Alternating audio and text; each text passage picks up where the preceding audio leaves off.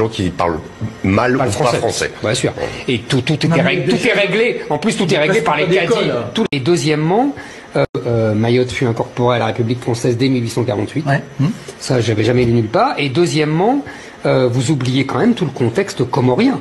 Mayotte est une île des Comores. Bien sûr. Et les Comores, elles, ont demandé l'indépendance. Oui, oui, c'est la seule des quatre à avoir demandé l'indépendance. Donc c'est comme qui fait sa particularité. C'est comme si on avait demandé aux Corses s'ils voulaient être indépendants ou italiens, et que les Corses avaient voté et qu'on avait donné l'indépendance à la Corse.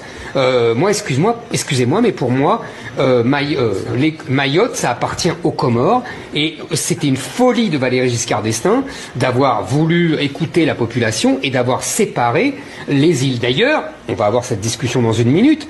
Moi, je considère qu'aujourd'hui, on a écouté tout à l'heure, ils se disent 1 sur 2 est étranger. En fait, étranger, comorien. Donc en fait, les Comores sont en train de récupérer l'île par la bataille démographique. Tous les problèmes d'immigration qu'on a en France, multipliés par 10, par 100, etc., vu la petitesse du territoire. Musulmane. Oui, et ok, musulmane, et en plus, la moitié de la population étrangère.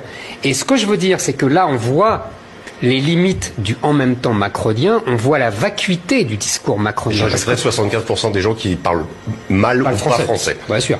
Et tout est réglé. En plus, tout est réglé par les cadis. Tout est réglé par les cadis musulmans en plus. Enfin bon, il n'y a pas d'état, s'il n'y a pas de respect du code. Mayotte fut incorporée